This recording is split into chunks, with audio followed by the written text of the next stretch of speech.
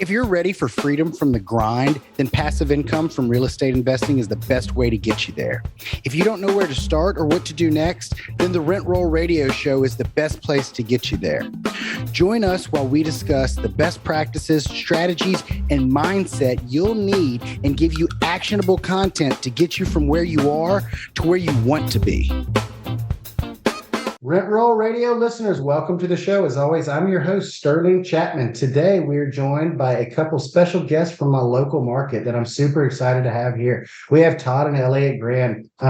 They're here to talk to us about flipping, about rental properties, about building a business, about everything that you're going to want to know here on the local level. I always find it so cool. I've had just like the most insane guests on this show. Like I've had Brandon Turner and Jay Scott and Neil Bawa and Joe Fairless.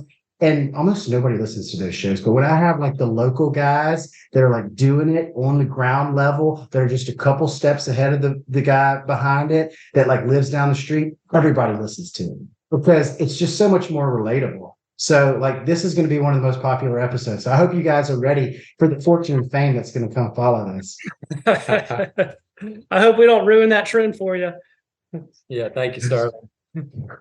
Can you guys give us a little just introduction to yourselves? Tell us a little bit about your story, how you guys got started in real estate, what you were doing before, what your portfolio and processes look like today, and just kind of catch us up with who you are. Yeah, sure. To start, I want to start on a positive note, and this is a true story. So for those of you who are listening, Sterling and John host a meetup in Baton Rouge, and I attended my first meeting a few months ago, and the first night I went, I got a wholesale deal that night, which is Nice. kind of cool. Shout out to Ty, the speaker of the night, super sharp, great to work with. And for those of you in the local market, it's a great meetup, good energy, content's very relevant. So I just wanted to put a plug in for that.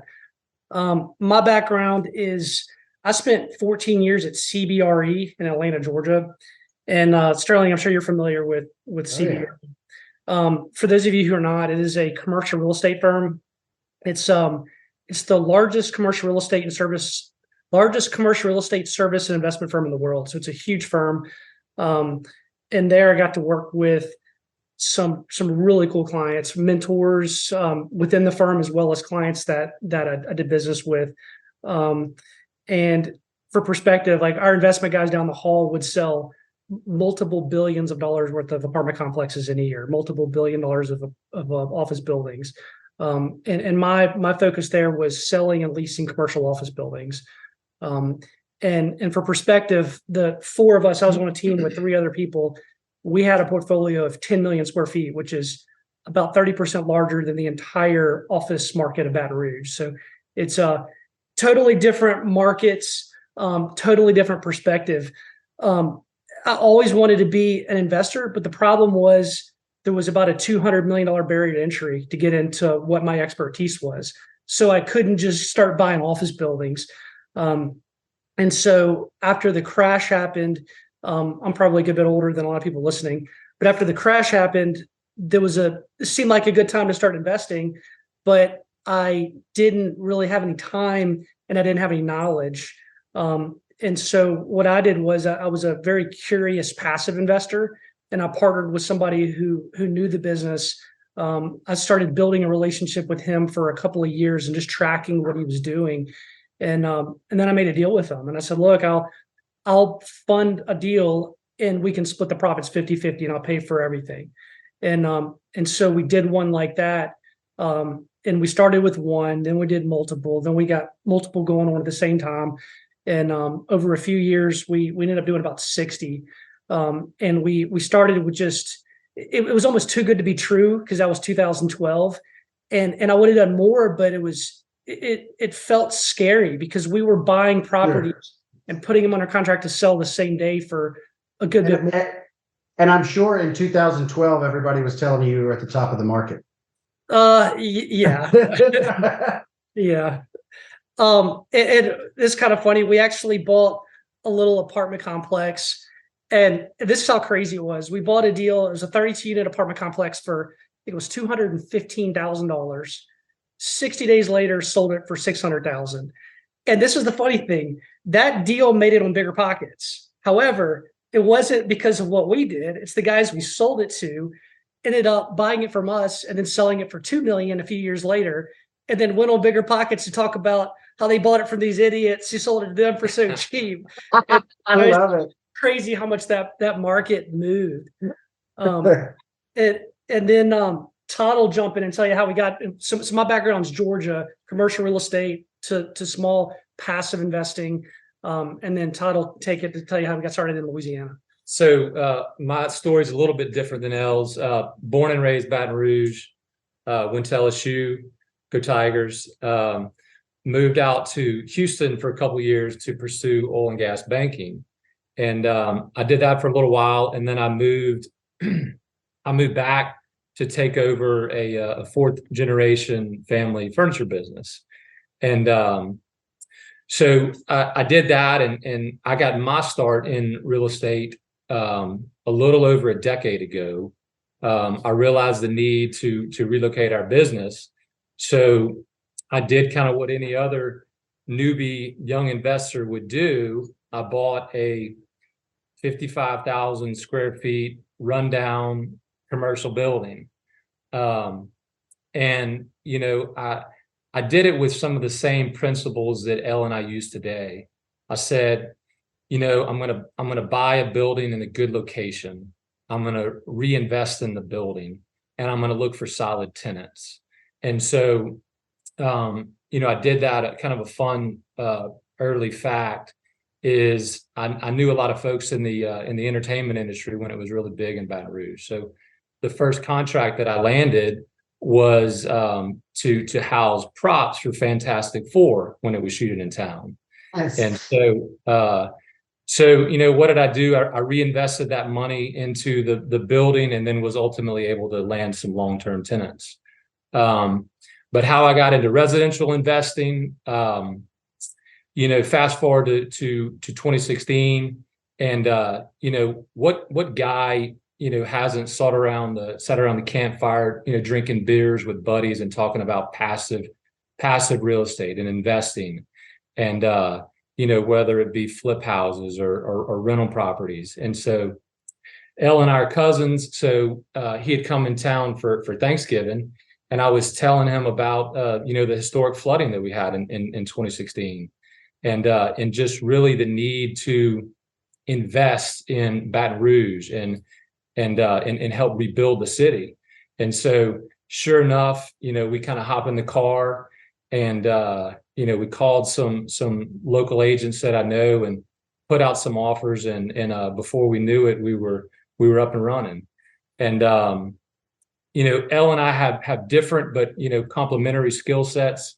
You know, my background is managing people. You know, then I had a lot of local relationships. I had a construction background.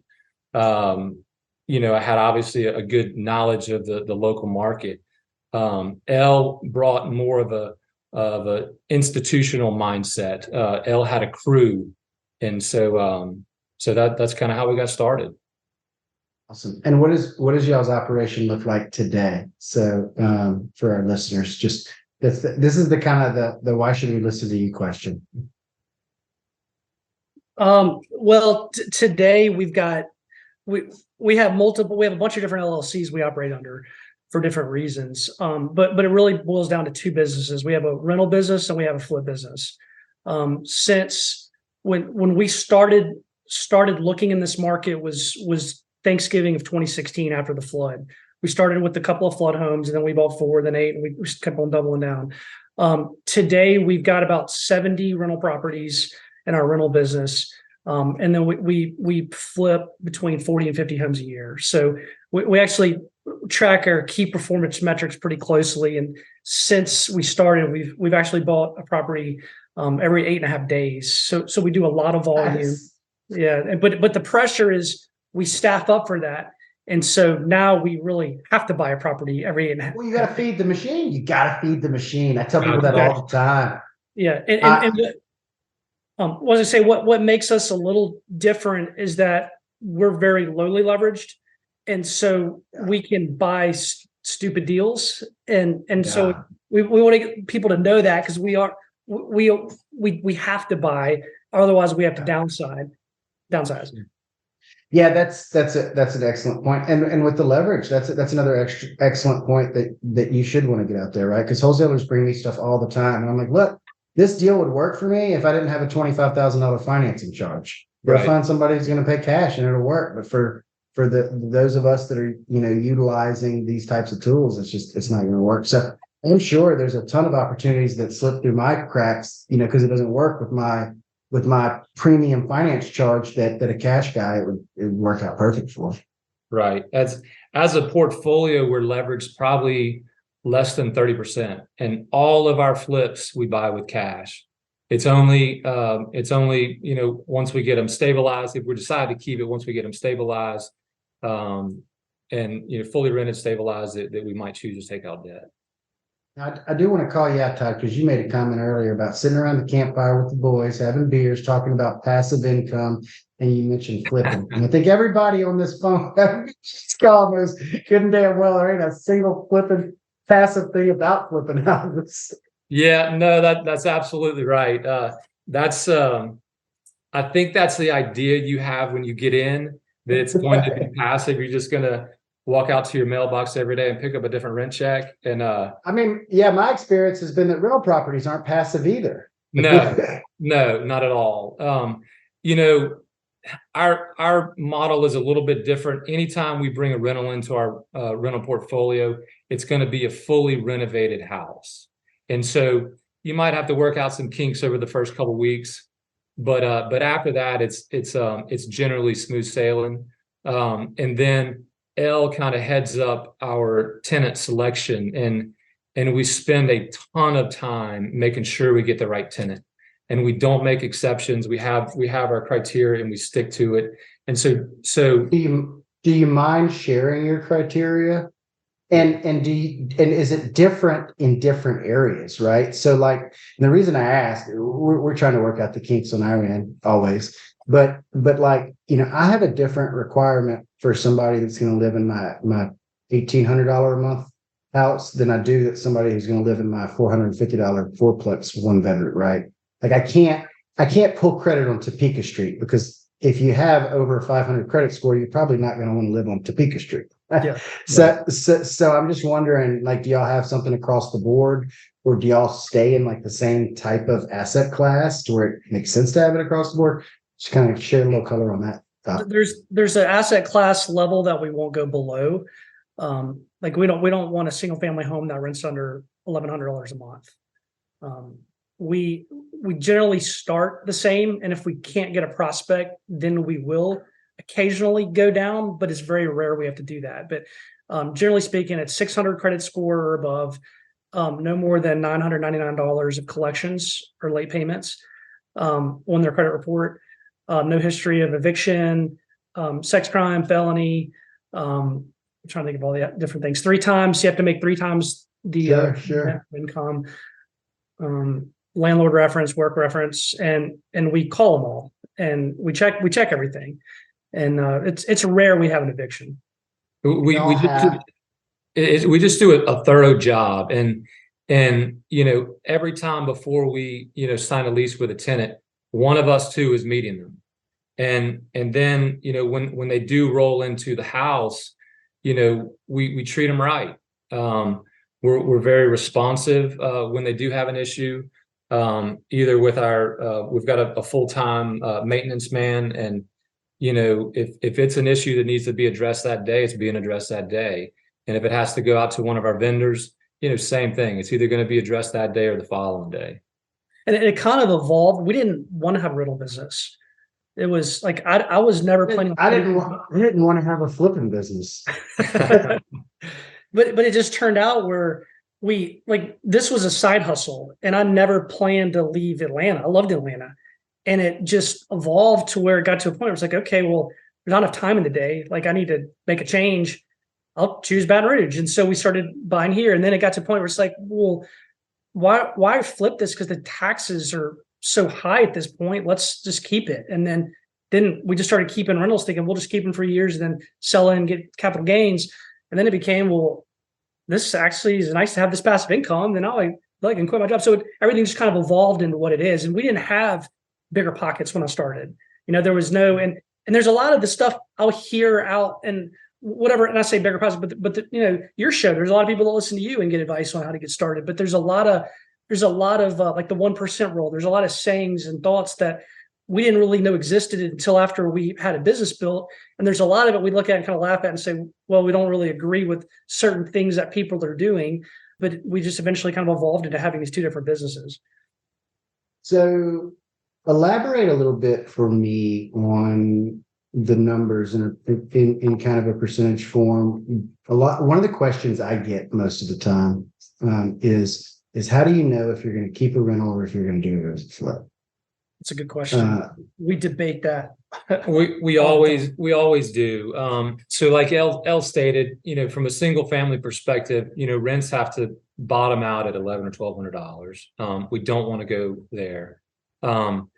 We're going to look at, a lot of what we do is going to be a full rehab. So the inside is going to be taken care of. But the outside, we look at the systems of the house. Is the AC good?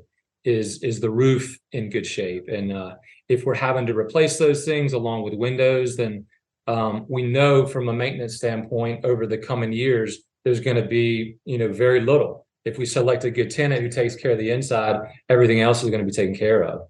So, and then, I know a lot of people use the 1% rule, and that's a good barometer to start with. But,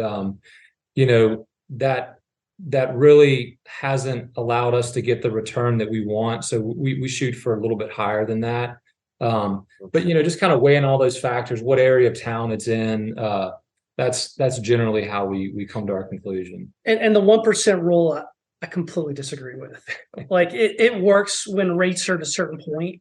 And Sure. Like our rental portfolio started, we had no debt, and I was very averse to ever getting debt. And Todd eventually, debated me on it. And Elliot came to town with zero debt and no house debt, no car debt. And so I've corrupted it. That surprises me coming from the commercial real estate world. Because Sam Zell wasn't buying those office buildings. By the way, he died. I don't know if y'all heard Sam Zell died today. But he wasn't like nobody operates that way, right? In that space. So why were you operating anyway? Well, I lived through the Great Recession when office was being let go and clients come to meetings crying and praying. Like it's and I'm not. It got to a point where when rates were at 3.5%, and Tyler talked about it. And I said, if we can't beat a 3.5% rate, we shouldn't be in the business. So then at that point, we started getting debt, and we got a decent amount. And a 1% return, or 1% a month, works all day at 3.5% debt. But now the rates are a lot higher. 1% doesn't make any sense. And something's got to give. And what's interesting about the market is we now have arbitrage with the bank. So the rates, we're now taking money, putting our money market account, making money on the bank's money, which is crazy.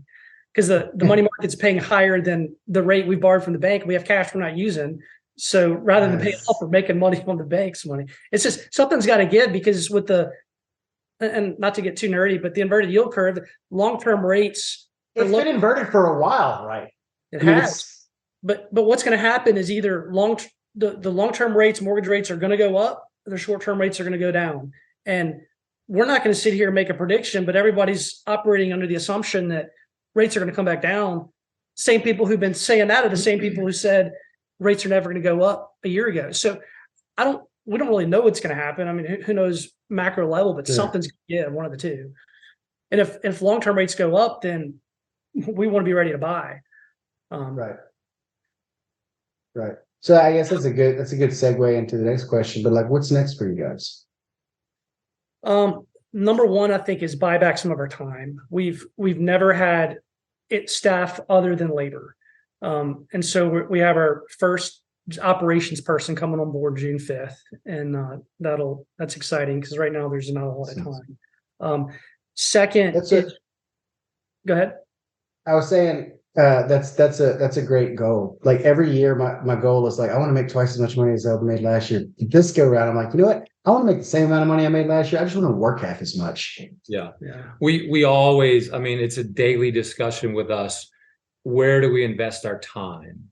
And this year, you know, some of our investment will be into other human capital so we can buy back some of our time.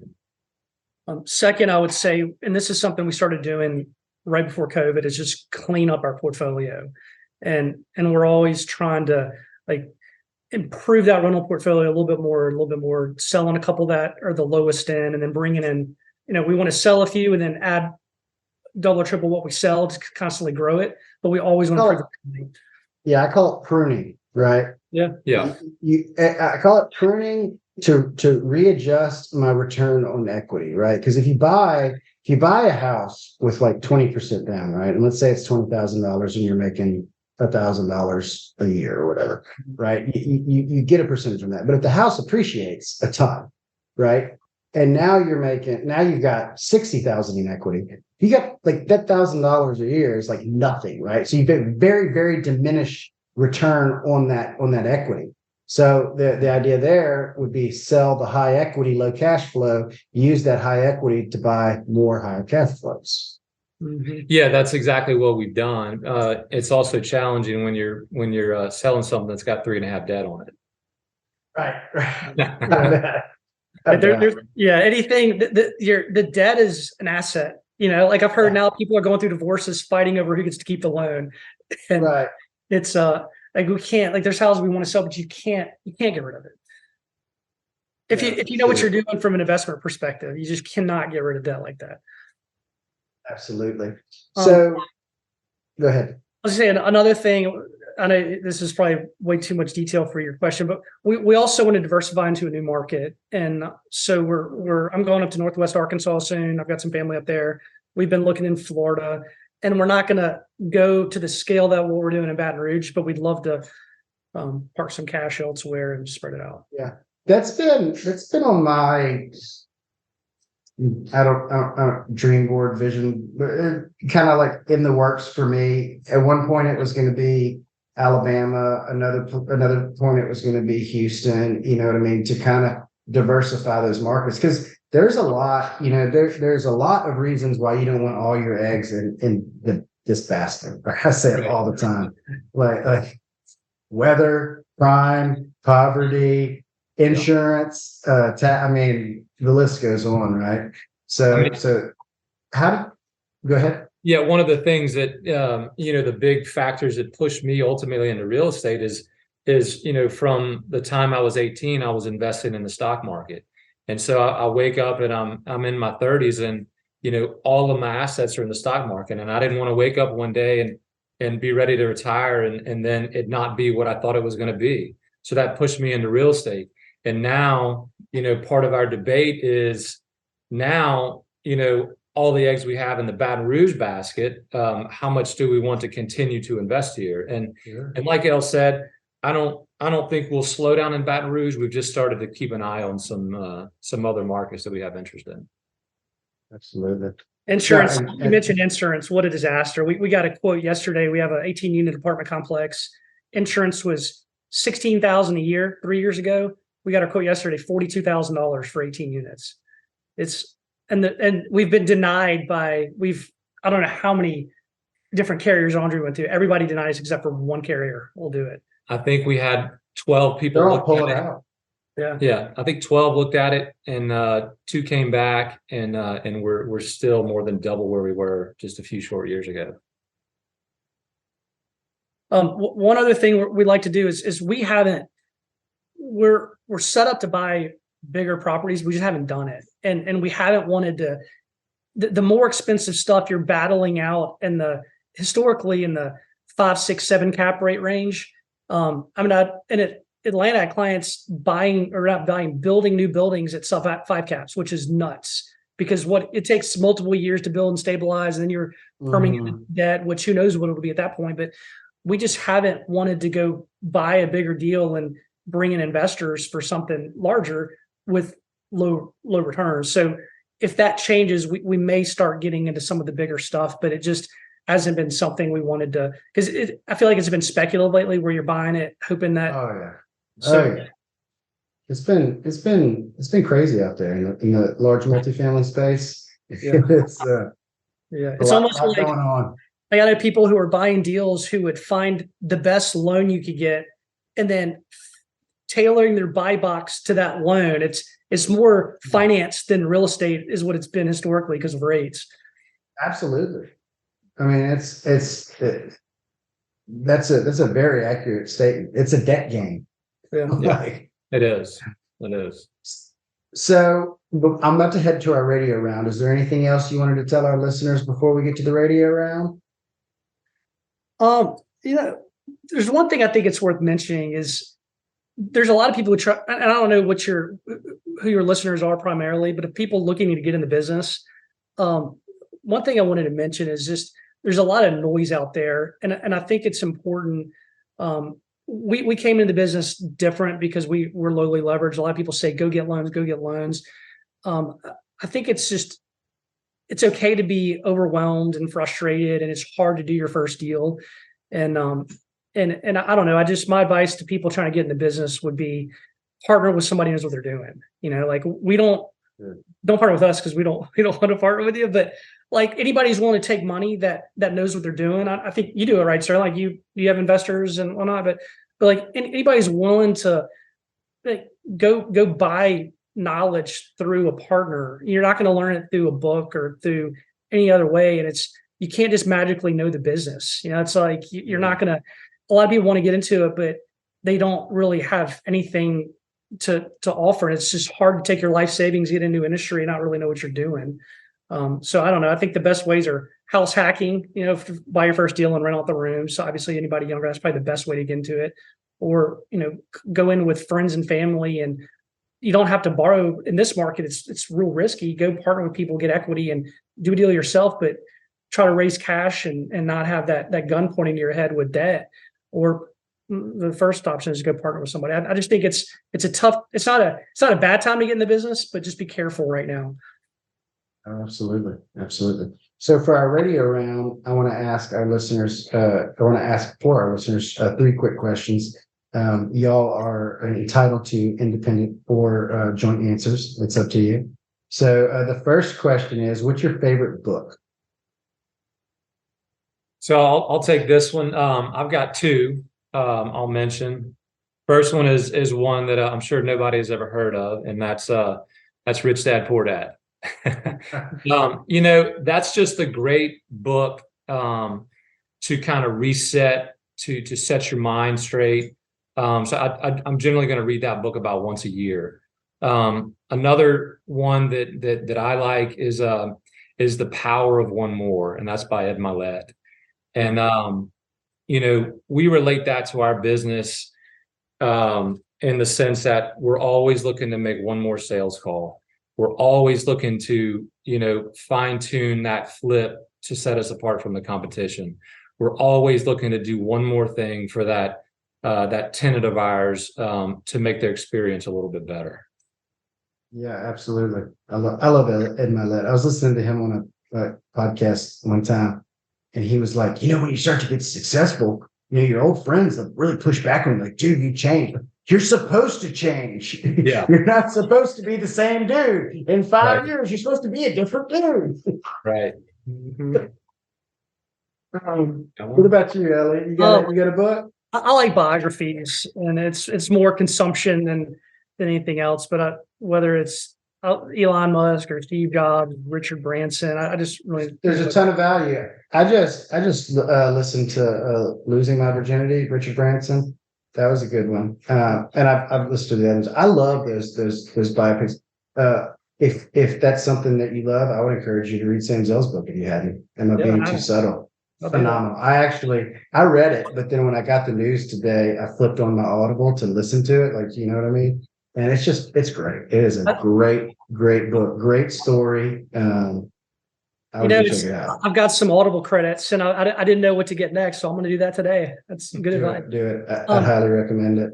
I'm a podcast person. Like I listen to way more podcasts than books, but there's just so much good content out there, and it's so relevant and so current. And so I'll just put them into 1.25 speed and crank through them during the day. Same. What's y'all's favorite quote? I've got one. So mine's a simple one, but I think it's very telling, and that's fortune favors the prepared. And it's so simple, but I think those 4 words carry a lot of power. It's something I try to impress upon my kids. I've got 2 little girls, and I try to impress upon them to be ready when that opportunity comes your way. My 8-year-old had just recently been selected to for a solo in her performing arts class, and awesome. she practiced and then the opportunity came along, and she killed it. And relating that to my professional career, I've had a lot of very fortunate opportunities that have come my way, but I feel like I put myself in position to realize that I had an opportunity in front of my face, and then to not fumble it when I did get it. And so I know that's a simple one, but that's mine. I don't have a very. I'm not really into taglines and brand. We don't have any swag either, like that. When you probably need to work on that, but I don't know. I don't really have a favorite quote. I guess the most relevant quote that I know is don't confuse brains with the bull market. And I feel like right now you're starting to see that play out a little bit. Oh yeah. But it should be my favorite quote shouldn't be a cynical quote, but I guess that's the only one I could think of right now. I love it. On the topic of quotes, there's some really good quotes in that Sam Zell book. My favorite one is like the opening line. He's like, "No one has ever left a meeting with me wondering what I meant." Yeah. It's awesome. Yeah. And then the last is, what do y'all do outside of them? Like, what do you do for fun? What's your favorite thing to do when you're not working? I like being outside and traveling. Those are awesome. Too. Well, you pretty much have to travel to be outside most of the time, because you can't go outside in South Louisiana 8 months out of the year. Yeah. So I've got a young family. I've got an 8-year-old little girl and a 5-year-old little girl, and so if we're not hustling in real estate, then it's usually time that I'm spending with them. I love to play golf, but I feel like I'm at a stage in my life. I keep calling it a stage, but now it's lasted, for the better part of 10 years. It's hard to give up half a day on a weekend to go hit the sticks. And so, outside of work, it's spending time with family, going to the beach.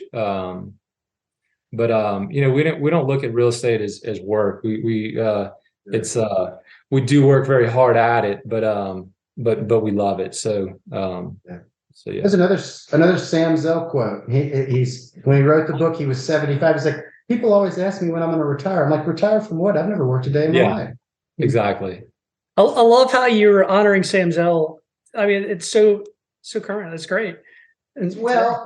So yeah, I know. So I got the news when I just drove back from New Orleans to see that, and I got the news when I got in the car, and I said, "Oh man, that's Shane." And so then I put on his Audible book. And so I got about 30 minutes of it, like on the way here. And I'm like, oh, this is such gold. So I'm like writing writing those quotes down while I'm on my way here. So it was I didn't mean to do it. It was just so natural, because he's got a lot of great stuff in there, But one more thing I got to tell you, Sterling. So we had lunch with Sterling a few months ago, and he mentioned that just more personal things about drinking a lot of water, waking up early, just how rigid and planned out his schedule is, and we're competitive people. And so the next morning I got a text message at like 4:45 from Todd, and he's like, Sterling's ass is still in bed. He'll be asleep for another 30 minutes. Whatever. I can't remember what time he said you wake up, but Todd set his alarm clock 15 minutes earlier the very next day. And then the next day I had half gallon of water. The next day he had whatever, a gallon and a half. But it's stay competitive. I love it. Well, I really appreciate you guys joining the show today. I really appreciate you guys coming to the meetup, everything you're doing in the local community. I know you guys are always willing to help. So I really appreciate, us being able to get to know each other, being able to share our joint message, with the listeners, and just looking forward to keeping up with you on your journey, and looking forward to all the ways that our journeys, might cross paths over the years. Yeah. Well, thank you, Sterling. It's our pleasure. We appreciate it. This episode was brought to you by Crestworth Capital. If you're a busy professional and ready to make passive income from real estate investing, then go to crestworthcapital.com, where you'll be able to download a free copy of our ebook to help you get started today. Until next week, happy investing.